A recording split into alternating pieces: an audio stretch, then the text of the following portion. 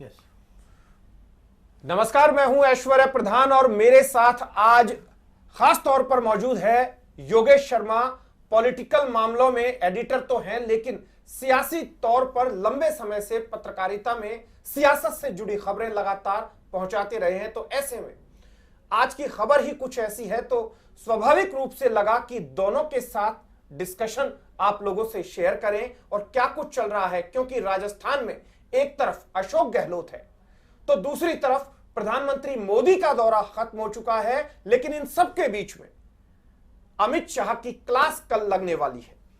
तो अशोक गहलोत की यात्रा तो दूसरी तरफ अमित शाह की क्लास, लेकिन अमित शाह की क्लास में क्या होगा और अशोक गहलोत यात्रा के जरिए क्या कुछ मैसेज देना चाहेंगे। हमारे साथ योगेश शर्मा जी हैं, उनसे बातचीत करते हैं। योगेश जी, सबसे महत्वपूर्ण चीज जो है वो ये है कि कल अमित शाह का सभी को इंतजार है। अमित शाह की सभा नहीं है, बंद कमरे की बैठक है, जिसका सबसे ज्यादा इंतजार रहता है आम कार्यकर्ता को कि आखिर मैसेज क्या देकर जाएंगे। देखिए, मुझे लगता है ऐश्वर्य की अमित शाह यहाँ पर टिकट की बात नहीं करेंगे। यहाँ बात होगी रणनीति की, कूटनीति की, और किस तरह से राजस्थान में सरकार लानी है।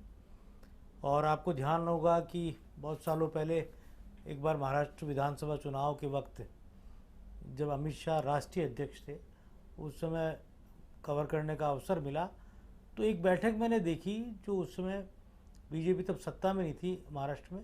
अमित शाह ने वो बैठक रात को 11 बजे शुरू की, जो अगले दिन तकरीबन 4:30-5 बजे तक चली। तो बैठकों का जो स्टाइल है अमित शाह का, वो इतना कहा जा सकता है इतना डीप होता है कि बहुत सारी चीज़ें मतलब वहाँ पर जो नहीं चाहते, हम नहीं सोचते, और जो नेताओं को भी, जो स्थानीय नेता, उनको अंदाज़ा नहीं होता, वो जानकारियाँ उनके पास होती है। और मुझे ध्यान है, बड़ा जोरदार किस्सा उस वक्त ये भी था कि बैठक शुरू होने से पहले अमित शाह जी के निजी सचिव और ओम जी माथुर के निजी सचिव रतीश चतुर्वेदी, हम नरीमन पॉइंट के आसपास पान लेने गए थे। उस वक्त तो उनके पीए ने 25 पान खरीदे, अमित शाह जी के पीए ने। तो मैंने कौतूहल बस पूछ लिया कि 25 पान किसके लिए? बोले भाई साहब के लिए। अमित शाह जी के लिए वो 25 पान थे, क्योंकि बोले बैठक अब देर तक चलेगी। तो अमित शाह जी की बैठक के वक्त जो उनके आगे कुछ न कुछ खाद्य पदार्थ या कुछ इस तरह की चीज़ होती है कि जिससे वो बैठकों का ब्लैक कॉफ़ी। अब हालांकि उन्होंने काफ़ी हो सकता है कि काफ़ी चीज़ें चेंज की होगी अपने खाने के उस मैंने उनको काफ़ी दिन हो गए इस बात को, लेकिन ये ज़रूर है ऐश्वर्य की अपने आप में जिस तरह को बीजेपी वैसे भी बैठकों के लिए जानी जाती है, बीजेपी के नेता भी बैठक लेने, बैठक प्रवास, बैठक और ये तमाम चीज़ें बीजेपी के विद्यार्थी परिषद हो चाहे संघ हो, वहाँ से सीख कर आते हैं। तो अमित शाह की जो बैठक है, मुझे लगता है प्रधानमंत्री नरेंद्र मोदी के दौरे के ठीक बाद और अशोक गहलोत के दौरे से ठीक पहले जो बीच में जो बैठक हो रही है, ये बीजेपी की राजस्थान की इकाई के नेताओं को संदेश देकर जाएंगे कि आपको कैसे बढ़ना है आगे। अपनी तमाम छोटी मोटी बड़ी बातें, गिले शिकवे, आपसी मतभेद, वैर सब भूल जाइए। लेकिन एक साथ प्रधानमंत्री मोदी का यह कहकर जाना कि कमल का फूल सिर्फ और सिर्फ आपकी शान कमल का फूल है, और उसके बाद अमित शाह का आना, और अमित शाह के आने से पहले, ठीक पहले प्रहलाद जोशी, सीपी जोशी, चंद्रशेखर, विजय राहटकर, नितिन पटेल, इनकी जिला प्रभारियों और जिला अध्यक्षों के साथ बैठक होना, और उस बैठक के दूसरे दिन यानी कल अमित शाह आएंगे, उस बैठक का होना, इन सब के बीच में चर्चा कि श्राद्ध पक्ष से पहले एक छोटी सूची बीजेपी की आ सकती है। लेकिन एक नई चीज सुनने में आ रही है, पहले कहा जाता रहा था कि डी ग्रेड की जो सूची है वो पहले आ जाएगी, लेकिन नई चीज ये निकल कर आई है कि जो सेफ सीट है, जिन सीटों पर बड़े नेता लड़ते हैं, उनके नामों की घोषणा भी कर दी जाए, और उन सबके बीच में सांसद ऐसे हैं जिन्हें लड़वाया जाना है। मुझे याद आता है आपने खबर भी चलाई थी कि कौन कौन सांसद कहां से लड़ेंगे, हम काफी डिस्कशन किए थे। तो ऐश्वर्य, जैसी एमपी की सूची आई, 2 सूची एमपी की आ चुकी, और सांसद केंद्रीय मंत्रियों को जब वहाँ चुनावी समर में उतार दिया, खासतौर से केंद्रीय कृषि मंत्री नरेंद्र सिंह तोमर, प्रहलाद पटेल और राष्ट्रीय महासचिव कैलाश विजयवर्गीय, तो ऐसा लगने लगा है कि राजस्थान में केंद्रीय नेताओं को चुनाव लड़ाया जाएगा। और मुझे लगता है ये भी तकरीबन बातें ऊपरी तौर पर तय हो चुकी है। और कुछ चीज़ें ऐसी हो सकती है, जैसे फॉर एग्जांपल अशोक गहलोत, ये चुनाव अशोक गहलोत वर्सेस मोदी है। राजस्थान के चुनाव अशोक गहलोत वर्सेस नरेंद्र मोदी है। राहुल गांधी भी दिल्ली में कह चुके हैं और बहुत गंभीर बात उन्होंने की कि मध्य प्रदेश हम जीत रहे हैं, छत्तीसगढ़ हम जीत रहे हैं और राजस्थान में टक्कर है। टक्कर का मतलब ये कि पूरा फोकस दिल्ली ने भी राजस्थान को कर दिया, दिल्ली की बीजेपी ने। तो ये चुनाव अशोक गहलोत की जन योजनाएँ और तमाम अशोक गहलोत की रणनीति। अब यहाँ देखना ये होगा कि जिस तरह वसुंधरा राजे को जो प्रभावी भूमिका में दिखाई दिया जाना चाहिए था, वैसी वो नज़र नहीं आ रही।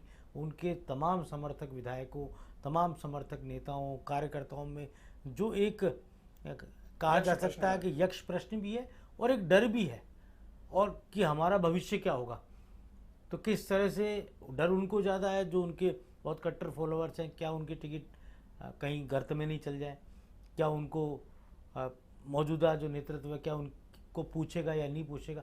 ऐसी कई सवाल हैं। और पुराने जो नेता हैं जो चुनाव हार गए थे, लेकिन जो आज भी उनके परम सिपहसालार हैं, चाहे अशोक परनामी हैं, राजपाल सिंह हैं, चाहे यूनुस खान है, तो ऐसे कई सवाल हैं ऐश्वर्य, मुझे लगता है जिनको लेकर अमित शाह की बैठक में उठेंगे। उठने के साथ ही जो मोटे तौर पर बातचीत होती है, जो मुझे जहाँ तक जानकारी है कि कहाँ हम पिछली बार कमज़ोर रहे और वहाँ हम किस तरह से जीता जाए। ऐसा भी कहा जाता है कि उनकी टेबल पर पूरी डिटेल होती है। एक बार जो कोई टिकट में मांगने के लिए जाया करते थे या जिनको पता होता था कि हाँ इसे पार्टी में लेना है, चुनाव लड़वाना है, उसका पूरा डाटा उनके सामने होता था कि भाई तुम हाँ मुझे तुम्हारे बारे में सारी जानकारी खोल कर रख देते हैं। और वो इवन अचानक से पूछ लेते हैं कि भाई तुम लोगों ने बीजेपी। ऐसा होता है क्योंकि मुझे ध्यान है कि पिछले विधानसभा चुनाव के वक्त संसदीय बोर्ड की बैठक में जब टिकटों का फैसला होना था, केंद्रीय चुनाव समिति जो होती बीजेपी की, मोदी जी बैठे थे उस बैठक में और अशोक परनामी का नाम आया आदर्श नगर सीट से। मोदी जी ने कहा कि परनामी जी आप इस बार मत लड़िए,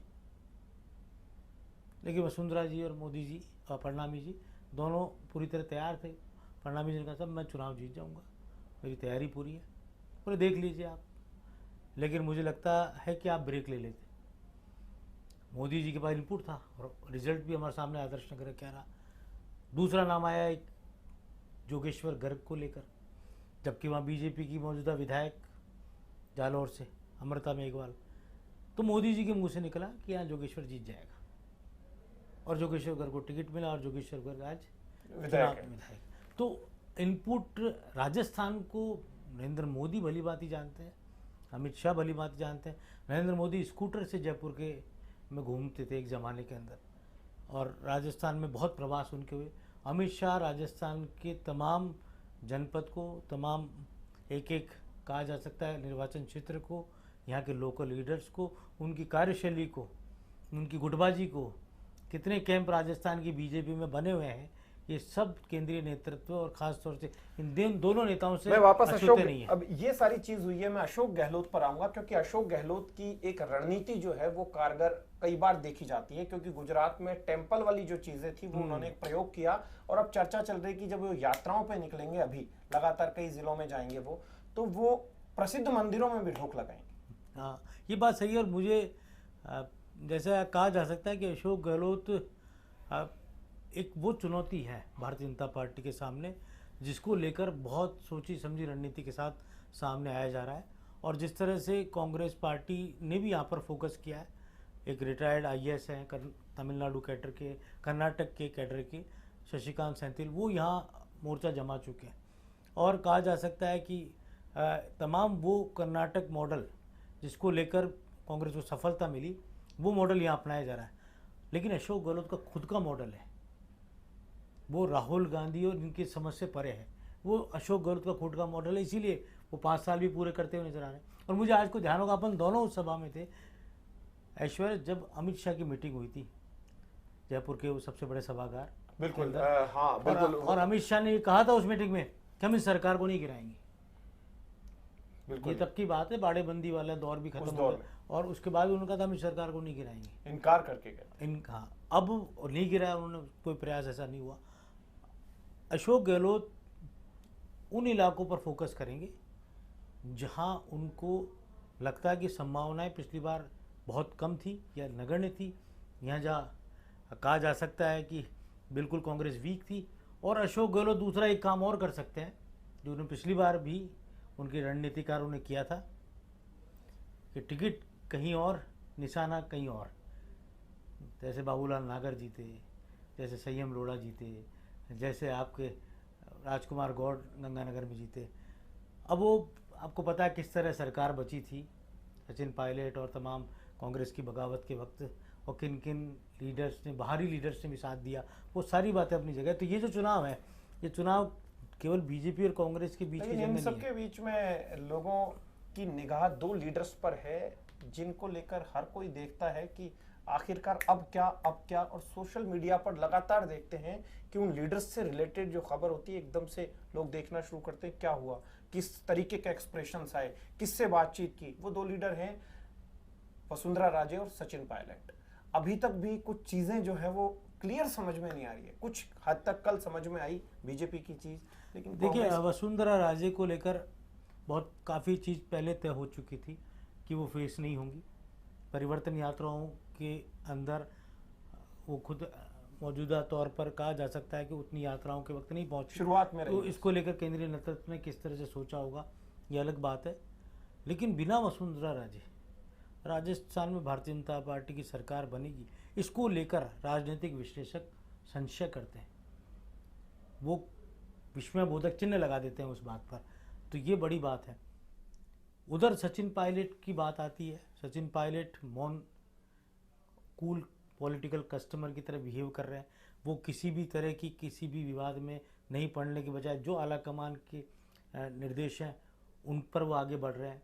अब वो अपने आप को पूरा ओबीडियंट लीडर के तौर पर दिखा रहे हैं, पेश कर रहे हैं, और सरकार को लाने की बात कर रहे हैं। ये अलग बात है कि वो गहलोत सरकार को लाने की बात नहीं करते, न वो भाषणों में अशोक गहलोत का नाम लेते हैं, न मुख्यमंत्री गहलोत का नाम लेते हैं। ठीक है, वैसे जैसे कि बीजेपी के लीडर्स, कई जो लीडर्स हैं वो कभी भी वसुंधरा राजे सरकार की योजनाओं का जिक्र नहीं करते। ये महत्वपूर्ण चीज बता रहा हूं मैं, लगातार आपने देखा सही बात वो है। वसुंधरा राजे सरकार की योजनाओं का जिक्र कोई रेयरली करते हैं कि वसुंधरा राजे सरकार की योजना में ये हुआ, बहुत कम करते हैं। ठीक वैसे ही लेकिन यहाँ जरूरी सबसे बड़ी बात है सचिन पायलट को लेकर कि उनकी कम्युनिटी क्या सोचती है। वो कम्युनिटी जो धौलपुर तक फैली हुई है, धौलपुर से हम चल जाएं हाड़ौती में आ जाएं, हाड़ौती से हम मेवाड़ में चल जाएं, और मेवाड़ से लेकर हम खेतड़ी शेखावाटी तक चल जाएं, और जयपुर का इलाका और अजमेर का इलाका, वो बड़ी कम्युनिटी, बड़ी संख्या में सीटों को प्रभावित करने वाली कम्युनिटी जो पिछले चुनाव में सचिन पायलट के साथ खड़ी थी। अगर सचिन पायलट मौन है और कुछ बोल नहीं रहे और रिएक्ट नहीं कर रहे, या कम्युनिटी के बीच संदेश नहीं दे रहे, या देंगे नहीं, या देंगे, जो भी बात है, कि अपने आप में सवाल खड़े होते हैं, तो क्या कांग्रेस को नुकसान नहीं होगा? और कांग्रेस को अगर ये अंदाजा है लीडरशिप को नुकसान होगा, तो क्या रेमेडी अशोक गहलोत ने कर रखी है? वही रेमेडी की मैं जिक्र कर रहा हूं। क्या उस रेमेडी के बाद ये तमाम चीजें हो गई। हम संक्षेप में और कुछ दो बातों की मैं जिक्र करूंगा। दो बातें ये है कि इस बार सबसे ज्यादा अगर फोकस है तो वो ये फोकस है कि बहुत सारे नेताओं के टिकट कटेंगे, लेकिन जिनके टिकट कटेंगे क्या वो कहीं और शरण में जाएंगे या वो मैनेज हो जाएंगे? क्योंकि टिकट कटने की बातों की संभावना कैलाश मेघवाल से लेकर सूर्यकांता व्यास और अन्य नेताओं के जो बयान है या उनके हाव भाव हैं, या देखिए कैलाश मेघवाल पॉलिटिकली इतने चालाक चतुर हैं कि उन्होंने भारतीय जनता पार्टी या यूं कहें जो उन्होंने अपनी बात कही वो पब्लिक के बीच में कही, शाहपुरा की जनता के बीच में कही। उन्होंने बंद कमरे में अपनी कोई बात नहीं कही या बंद कमरे में रिएक्ट नहीं किया, बल्कि शाहपुरा भीलवाड़ा की जनता के बीच में जाके बात कह दी। तो शाहपुरा की जनता ने पलक पावड़े बिछा दी कि आइए आप कैसे भी आ जाएं, हम आपका साथ देंगे। तो ये इंपॉर्टेंट बात है। लेकिन बीजेपी के प्लान किस तरीके से होंगे? क्योंकि जो मेरे पास जो सूचना है वो ये है कि बीजेपी ने प्लान भी तैयार कर रखा है। वो जानती है कि ये लीडर जो हैं, ये प्रमुख बहुत सारे लीडर हैं, ये थोड़ा सा उधर हो सकते हैं या ऐसी संभावना बन सकती है, तो उसके प्लान बी भी सोच रखा है। क्योंकि बीजेपी के पास इस वक्त जो फीडबैक देने जाते हैं दिल्ली में वो एक नहीं अनेक नेता है, और आप अच्छे से समझ रहे हैं कि एक लीडर ऐसे देखिए मैं मुझे लगता है कि यहाँ पर जो भूमिका बीजेपी की मैं बीच में आपकी बात काटूंगा कि मुझे राजा महाराजाओं का वो दौर याद आता है कि जब सबसे ज्यादा करीब हुआ करते थे राजा के, वो जब सत्ताओं में दूसरी तरफ मूव करते थे या राजा डाउन हुआ करता था तो उसके पास सबसे ज्यादा भेद होते थे, तो ऐसे में उसी को सबसे पहले पकड़ा जाता था। तो इस तरीके के कई चेहरे दोनों पार्टियों में होंगे, जो क्योंकि नूरा कुश्ती का खेल किसी से छुपा नहीं है और राजनीतिक दोस्तियां भी किसी से छुपी नहीं होती। ये बात सही है ऐश्वर्या। और जिस तरह के तीनों राज्यों के चुनाव हैं, तीनों हिंदी पिट्टी के बड़े राज्य हैं, और यहाँ पर एक तरह से कहा जाए ये वो इलेक्शन भी है जो 2024 का रोड मैप भी तय करेंगे। तो यही कारण है कि बहुत ही सीरियस दोनों पार्टियां ले रही है। बिल्कुल, हम लगातार इस तरीके की चर्चाएं जारी रखेंगे, रोजाना इस तरीके की चर्चाएं करने की कोशिश करेंगे, लेकिन इन सब के बीच में जाते जाते एक और चीज का जिक्र कर दूं। मुझे विश्वास है कि आप ही नहीं, सभी लोग इसको सुनकर शायद उन्हें लगे कि हाँ, इस तरीके की जो बात है आज के चुनाव में देखी गई है वो ये कि इस बार पहली बार ऐसा देखा गया है कि कहीं पर कोई विधायक है वो टिकट मांग रहा है, लेकिन इन सब के बीच में शहरी क्षेत्रों में पार्षद भी टिकट मांगने की लाइन में लगे हुए हैं, तो ग्रामीण क्षेत्रों में जिला परिषद के सदस्य हैं या प्रधान हैं या छोटे मोटे सदस्य हैं, सरपंच हैं, सभी ने अपने पोस्टर कम से कम लगवा दिए हैं। और पोस्टर लगवाकर उनमें आधे से ज्यादा तो यह ठीक है भाई साहब, हाजिरी तो लगी। इस तरीके की चीज जो है वो पहली बार देखी जा रही है, क्योंकि इस तरीके की जब चीजें देखी गई और पोस्टर देखे गए सभाओं में और हमने पूछा कि आप क्या वाकई में गंभीरता के साथ लड़ना चाहते हैं, तो कई लोगों का जवाब था कि नहीं, इस बार दावा ठोक रहे हैं, चर्चाओं में आ जाएंगे और माहौल बन जाएगा और एरिया में इस चीज का जिक्र हो जाएगा, चर्चा हो जाएगी और पूछ बढ़ जाएगी। अब देखने वाली बात है, ये वो लोग भी जानते हैं कि उन्हें टिकट मिलेगा या नहीं। बहरहाल हम अगली बार फिर किसी बड़ी खबर के साथ या बड़ी चर्चा के साथ आपके साथ रूबरू होंगे। तब तक के लिए नमस्कार।